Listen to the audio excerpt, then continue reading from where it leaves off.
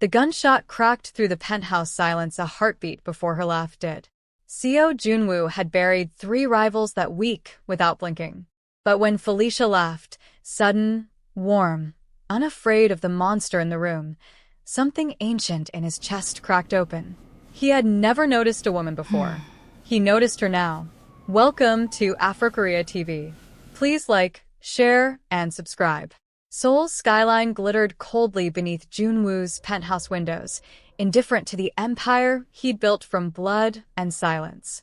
He was 34 years old, heir to nothing but ruin, and had turned that ruin into the Baekho Syndicate, the most feared name whispered in the city's underworld. Men flinched when he entered rooms. Rivals paid tribute in silence rather than provoke him. Women pursued him for his money, his face, his danger, draping themselves across galas and charity dinners in the hope of catching his eye. He noticed none of them. He had trained himself, over years of war and loss, to notice nothing that could be used against him. Felicia had been hired 3 weeks earlier, recommended by a housekeeping agency that had no idea whose home she was walking into. She was 28, full-figured and unhurried in the way she moved, like she decided long ago that the world could wait for her to catch up to it. She didn't know his name carried weight beyond the penthouse walls. She only knew the marble floors needed polishing, the bookshelves needed dusting, and the man who lived there never smiled, not once, not even at the household staff who bowed a little too low whenever he passed. That afternoon, she was straightening books in his study when he walked in, jaw tight from a phone call that had gone badly, a shipment intercepted, a lieutenant questioning his authority, the kind of afternoon that ended in someone disappearing.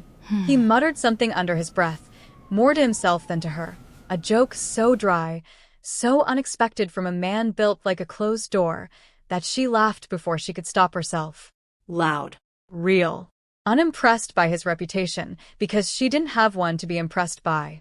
He froze in the doorway. No one laughed in his house.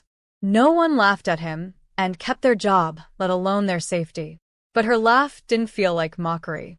It felt like sunlight breaking through a window he'd nailed shut years ago, back when his father died and left him a war instead of an inheritance. "You find something funny," he said, voice low, testing her, the way he tested everyone, waiting for fear to show itself. "You made the joke," she said, still smiling, hands full of dusted books, meeting his eyes without flinching. "I just have ears." He didn't respond. He simply watched her walk out of the room, her steps unhurried, her spine straight, and something inside him, something he thought he'd killed off with his father's funeral, stirred awake for the first time in a decade. That night, alone in his office with a glass of untouched whiskey, he found himself replaying the sound of her laugh instead of the threats waiting in his inbox. He told himself it meant nothing. He told himself a great many things that week, and believed none of them. The next day, he found reasons to be in rooms she was cleaning. He told himself it was security. A new hire should be observed, vetted, understood. It wasn't security. He watched the way she hummed old soul songs under her breath while she worked, the way she didn't scurry or lower her eyes when he entered a room, didn't bow her head like his guards did, like the household staff did, like everyone in his orbit did. She simply existed in his space like she belonged there, unafraid, and he wanted, desperately, embarrassingly, for a man who had not wanted anything softly in years, for her to keep belonging. His second-in-command, Min Jae, a sharp-eyed man who had survived every war at Junwoo's side, noticed him lingering near the kitchen at an hour he never came home. "You're smiling," Min Jae said, disbelieving, setting down a folder of intercepted communications. "I'm not," Junwoo said, and left the room before his face could betray him further. But Min Jae wasn't wrong, and both of them knew it. Later that night, Felicia stayed past her hours, working late because the household manager, a cold, efficient man named Director O, had shorted the cleaning staff's pay again, and she'd stayed behind to finish what others had walked away from rather than leave a job half done. Junwoo found her alone in the kitchen near midnight, exhausted, still humming despite it all, wiping down counters that didn't need wiping just to have something to do with her hands. "You should go home," he said, standing in the doorway with his tie loosened, looking more tired than she'd ever seen him. You should let Director O pay us on time, she shot back, not even looking up, and then I'd already be home. He almost smiled. Almost. It had been so long since anyone spoke to him without calculating the cost of the words first. He sat across from her at the marble counter, the terrifying boss of Beko, folding his hands like an ordinary man, like someone who hadn't ended 3 men's freedom that week with a single phone call, and asked her about her life, where she was from, why she laughed so easily in a house full of silence when everyone else in it had learned to make themselves small. She told him about her mother back home in Lagos, about the dreams she deferred to send money overseas, about choosing joy on purpose because the alternative had nearly swallowed her once, after her father died and the family scattered under the weight of grief. She told him about the years she'd spent working 3 jobs at once, about the letters she wrote home every Sunday even when she had nothing new to say, just so her mother would know she was still standing. He listened like her words were oxygen.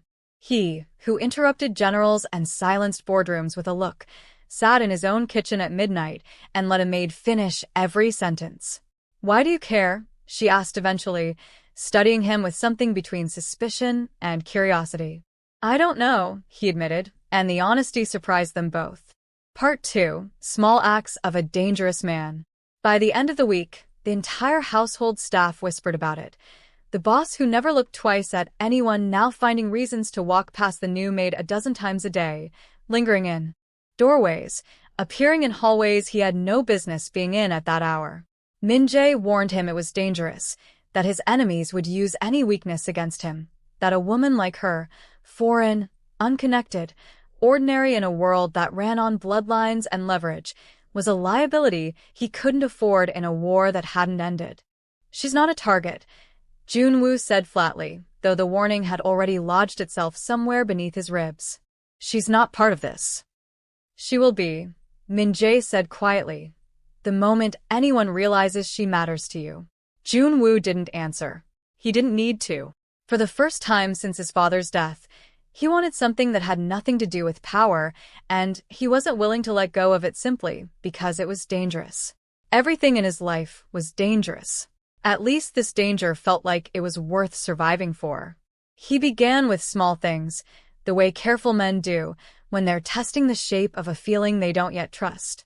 A ride home in the rain instead of letting her wait for the last bus, his driver appearing outside the penthouse gates at exactly the hour her shift ended, no explanation given or asked for. Her favorite tea appearing in the kitchen without explanation, restocked every time it ran low.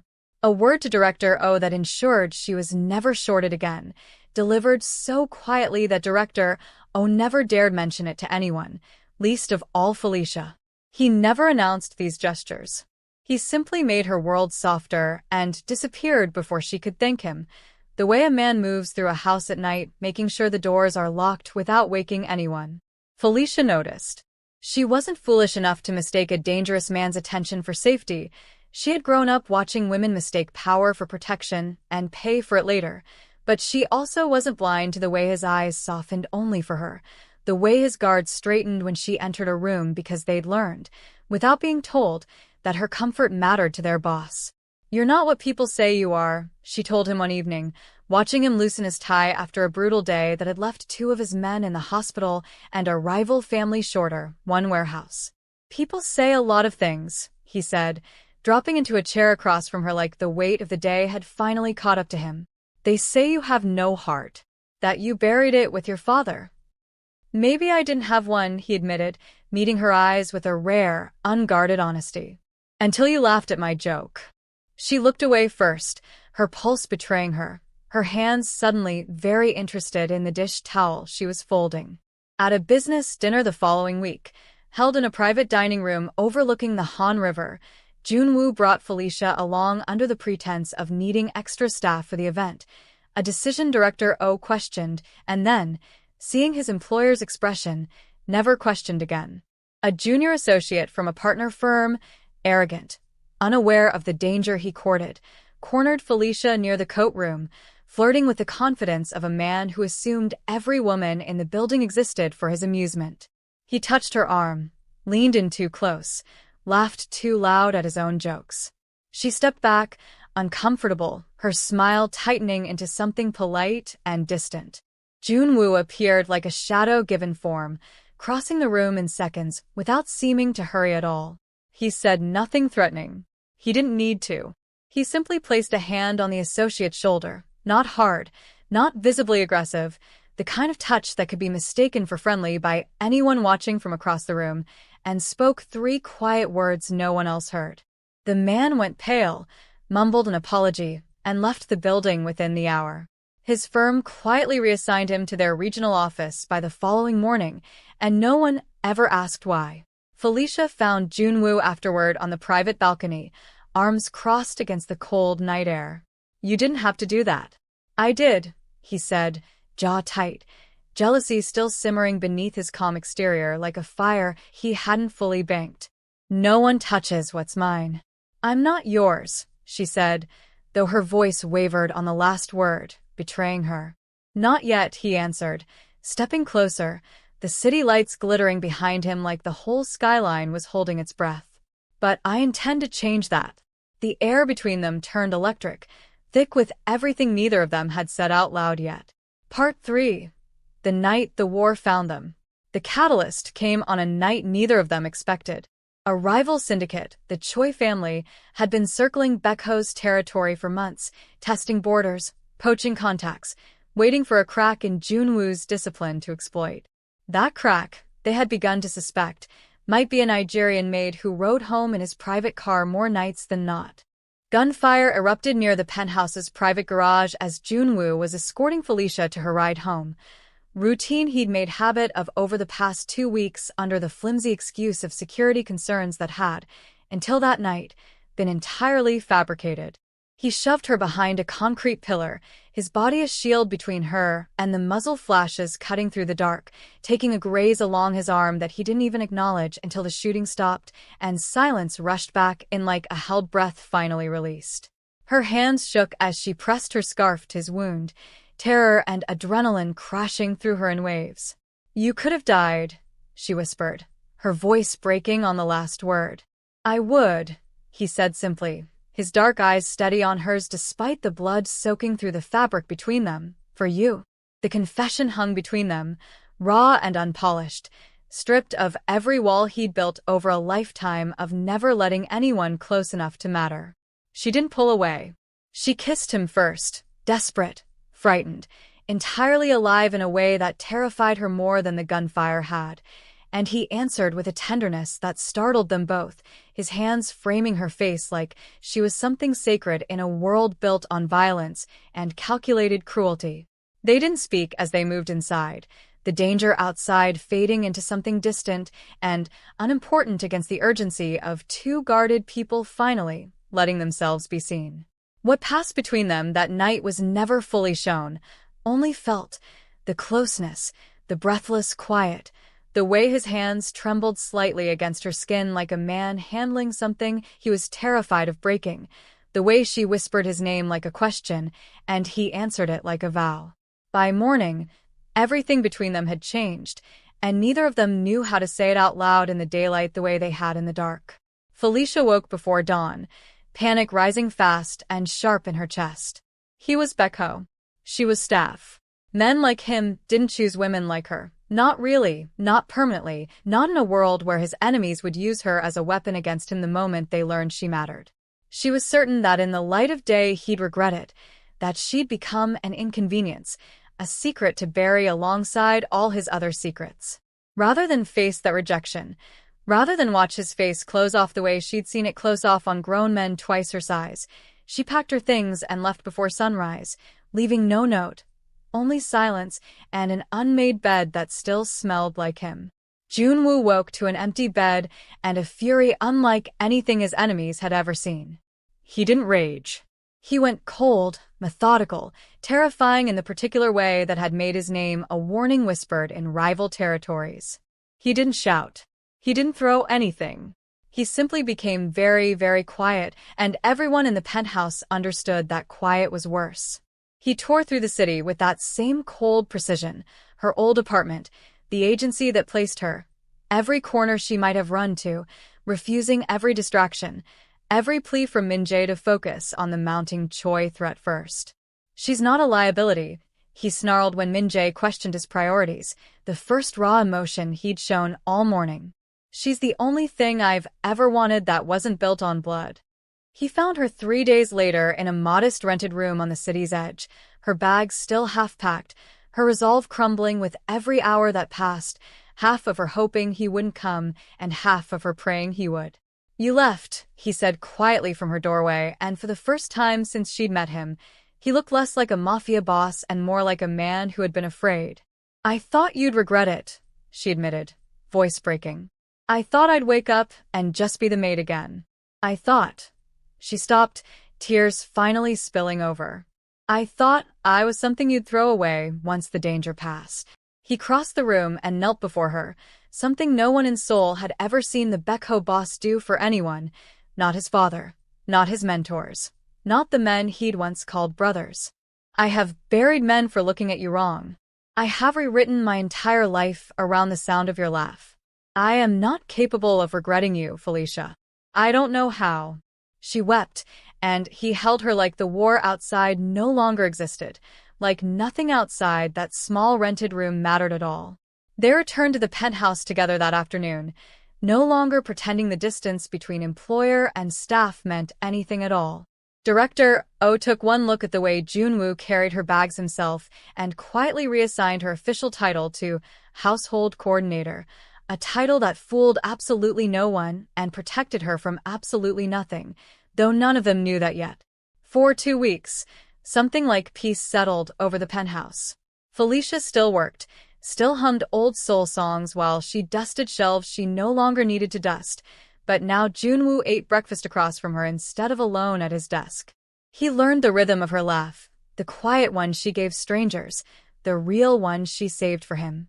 She learned the difference between his silences, the cold, calculating one he wore like armor in business meetings, and the softer one he only wore in the kitchen at midnight, elbows on the counter, listening to her talk about nothing at all. Min-jae, watching all of it, finally stopped arguing. "I've never seen him like this," he admitted to one of the senior guards. "Not since before his father died." But peace, in Junwoo's world, was always borrowed time.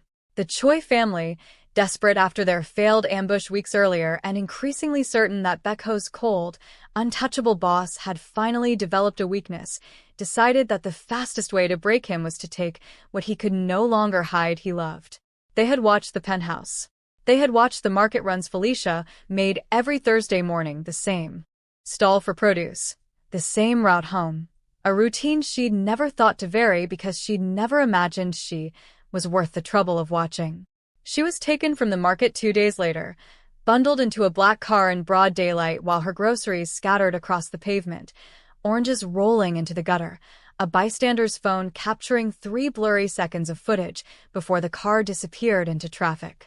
Junwoo received the message within the hour, a photograph of Felicia bound and frightened in a dim room, a location he refused to disclose to his own men until he'd calmed enough to think clearly, and a demand for territory in exchange for her life, typed in the cold, formal language men used when they thought themselves untouchable. He burned the demand in the fireplace of his own office and went to war instead. "They think this makes me weaker," he said to Min-jae, his voice a low, controlled thing that frightened even the men who'd known him for a decade. "They think love is a leash. They're about to learn it's a detonator." What followed was the most ruthless night Seoul's underworld had seen in a decade. Junwoo tore through Choi safe houses with a precision that came from pure, unfiltered devotion, refusing every warning about his own safety, refusing to slow down even as his own men struggled to keep pace with him. Min-jae, finally understanding without a shadow of doubt what Felicia meant to his boss, fought at his side without question, without hesitation, calling in favors from allies who owed Baekho debts they'd hoped never to have to repay. Each safe house gave up a little more information. Each informant broke a little faster under the particular terror of facing a man who had nothing left to lose because the only thing worth losing was already gone. By midnight, the Choi family's outer network had collapsed. By 2 in the morning, Junwoo had a location, A warehouse near the docks, the kind of place built for things men didn't want witnessed. They found her in a warehouse near the docks, bound but unbroken, chin lifted in defiance even as her captors circled her, arguing amongst themselves about what to do now that their demand had been answered with silence instead of surrender. The moment Junwoo stepped through the warehouse door, backlit by the headlights of the cars behind him, something in Felicia's eyes shifted from fear to a fierce, unshakable certainty. He came. He didn't hesitate. He didn't negotiate. What happened in the next several minutes was fast, brutal, and utterly without mercy. The kind of violence that had built his empire in the first place, now aimed entirely at the men who had dared to touch the one thing he'd finally allowed himself to want. By the time the sun rose over the docks, the Choi family's hold on the city had ended entirely, their name already becoming a cautionary whisper in the underworld, and Felicia was safe in his arms, her tears soaking through his ruined shirt, her hands fisted in the fabric like she was afraid letting go would make it not real. "I told you," he murmured against her hair, his own voice unsteady for the first time in longer than he could remember. "I would burn down anything to keep you." "I believe you," she whispered, over and over, like the words themselves were a kind of prayer. "I believe you, I believe you." Part 5. What remained after the fire. The days that followed were quiet in a way the penthouse had never been quiet before, not the tense, watchful silence of a house waiting for the next threat, but something closer to peace, hard-won and fiercely protected. Junwoo doubled his security around Felicia, without her having to ask, though he was careful never to make her feel like a prisoner of his protection. He simply made sure that wherever she went, safety went with her, quietly, the same way he'd once left tea on the counter, without explanation. Felicia, for her part, stopped waiting for the moment he would tire of her. She had watched him burn down an entire criminal network to bring her home. She no longer doubted where she stood, not even in the quiet moments when old fears tried to creep back in. "You don't have to keep proving it," she told him one evening, watching him check the security feeds one more time before joining her in bed, a habit he hadn't broken since the warehouse. "I know," he said. "I wanna anyway." She laughed, the real laugh, the one that had started all of this in the first place, and he found himself smiling before he even realized he'd let his guard down enough to do it in front of the household staff passing by in a hallway. By the following spring, the city had quieted entirely. Baekho's territory stood unchallenged, its boss known now not just for his ruthlessness, but for a devotion that had become something like legend among his own men. The story of the maid who laughed at his joke and the empire that had reshaped itself around her safety without a single complaint from anyone who valued their life.